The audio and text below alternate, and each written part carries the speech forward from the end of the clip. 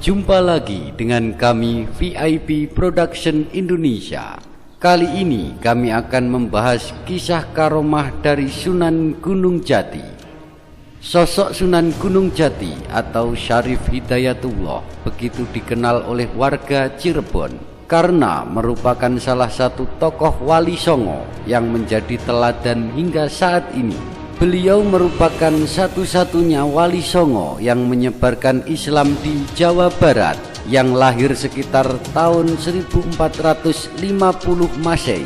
Ayahnya adalah Syarif Abdullah bin Nur Alam bin Jamaluddin, seorang mubalik dan musafir besar dari Gujarat, India yang sangat dikenal sebagai ulama besar di Hadramaut, Yaman. Bahkan silsilahnya sampai kepada Rasulullah melalui cucunya Imam Husain. Sedangkan ibunya adalah Nyi Roro Santang atau Syarifah Mudaim, yaitu putri dari Baginda Maharaja dari Nyai Subang Larang dan merupakan adik dari Kian Santang atau Pangeran Walang Sungsang yang bergelar Cakrabuana. Banyak cerita mengenai karomah Sunan Gunung Jati sebagaimana diceritakan dalam Babat Tanah Sunda dan Babat Cirebon. Suatu ketika Syarif Hidayatullah muda hendak menunaikan rukun Islam yang kelima, yaitu ibadah haji. Beliau dibekali oleh ibunya uang sejumlah 100 dirham. Di tengah perjalanan, beliau dihadang sekelompok perampok. Tanpa basa-basi, semua uang pemberian ibunya sebanyak 100 dirham dia berikan kepada para perampok tersebut. Para perampok tidak merasa puas dengan tindakan Syarif Hidayatullah. Mereka menyangka bahwa dia membawa uang lebih dari sekedar yang diberikan.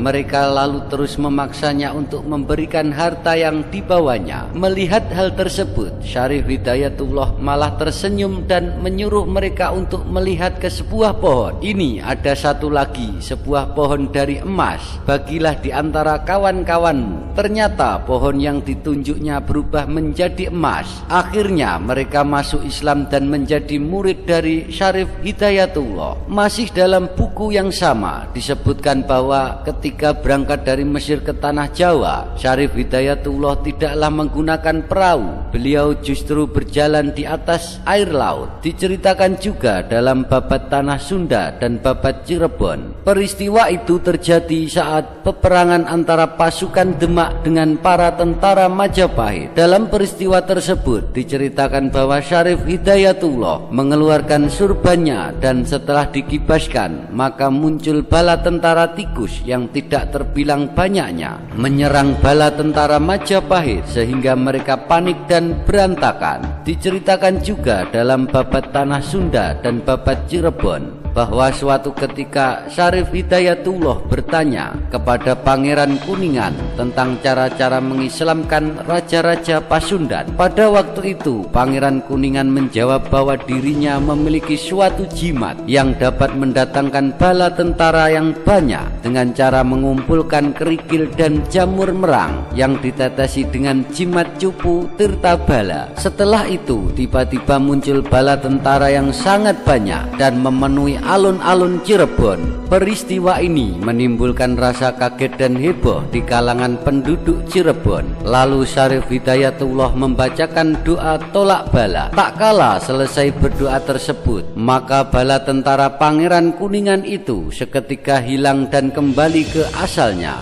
Selain itu, terdapat cerita mengenai karomah Sang Sunan saat beliau pergi ke negeri Cina untuk menyebarkan agama Islam di wilayah bernama Nanking pada tahun 1479 Masehi. Dalam upaya menyebarkan agama Islam, Syarif Hidayatullah juga membuka pengobatan sehingga banyak rakyat Cina yang sakit disembuhkannya. Namanya makin terkenal hingga Kaisar Honggi dari dinasti Ming merasa terganggu karena orang asing lebih pandai dari rakyatnya. Lalu sang kaisar mengundang Syarif ke istananya. Maka dipanggillah Sunan Gunung Jati menghadap untuk diuji kemampuannya. Kaisar lalu meminta agar putrinya Ong Tin seolah-olah hamil dengan meletakkan bokor kuningan di perutnya hingga mirip orang yang sedang mengandung. Kemudian dia duduk berdampingan dengan saudarinya yang memang sedang hamil 3 bulan. Syarif Hidayatullah disuruh menebak mana yang benar-benar hamil. Lalu Syarif Hidayatullah menunjuk Ong Tin. Sang kaisar pun tertawa terbahak-bahak. Jawaban sang Sunan adalah putri Ong Tin sedang mengandung. Jelas saja kaisar mencemohnya, merasa berhasil membuktikan bahwa Sunan Gunung Jati tidak sepandai seperti yang dikatakan orang. Lalu Honggi mengusir Syarif Hidayatullah pulang ke tanah Jawa. Namun kemudian nyatanya diketahui bahwa putri Ong Tin memang sedang hamil. Sang putri yang jatuh cinta kepada sang Sunan tak kuasa untuk menahan rindu, meminta izin untuk menyusul Sunan Gunung Jati yang sudah kembali ke Cirebon. Kaisar pun mengizinkannya dan meminta pelautnya untuk mengantar putrinya ke tanah Jawa. Sunan Gunung Jati pun akhirnya menikahi sang putri Ong Tin. Sayangnya umur pernikahan mereka tidak berlangsung lama. Putri Ong Tin meninggal dunia pada usia yang masih sangat muda, yaitu di usia 23 tahun. Salah satu karomah lainnya adalah memindahkan istana kerajaan Hindu Pakuan ke alam gaib. Hal ini dilakukannya karena kerasnya penolakan para pendeta Sunda wiwitan untuk tidak menerima Islam ataupun sekedar keluar dari wilayah istana Pakuan. Ceritanya ini bermula saat jatuhnya kerajaan Galuh Pakuan, ibu kota kerajaan Sunda pada tahun 1568 Masehi, karena diserang pasukan Demak yang dibimbing oleh Sunan Gunung Jati. Diriwayatkan dalam perundingan terakhir dengan para pembesar istana Galuh Pakuan, Syarif Hidayatullah memberikan 2 penawaran. Penawaran atau opsi pertama, para pembesar istana Pakuan yang bersedia masuk Islam akan dijaga kedudukannya dan martabatnya seperti gelar pangeran. Putri atau panglima dipersilahkan tetap tinggal di keraton masing-masing. Yang kedua adalah bagi yang tidak bersedia masuk Islam, maka harus keluar dari keraton masing-masing dan keluar dari ibu kota Pakuan untuk diberikan tempat di pedalaman Banten, wilayah Cibeu sekarang. Dalam perundingan terakhir yang sangat menentukan dari riwayat Pakuan ini, sebagian besar para pangeran dan putri-putri raja menerima penawaran pertama, sedangkan pasukan pengawal istana dan panglimanya dari angkatan dari kerajaan Pakuan memilih penawaran kedua. Mereka inilah cikal bakal penduduk Baduy Dalam yang sekarang terus menjaga anggota pemukiman. Hanya sebanyak 40 keluarga karena keturunan dari 40 pengawal istana Pakuan. Anggota yang tidak terpilih harus pindah ke pemukiman Baduy luar. Sementara para pendeta Sunda wiwitan menolak penawaran pertama dan kedua. Dengan kata lain, mereka ingin tetap memeluk agama Sunda wiwitan,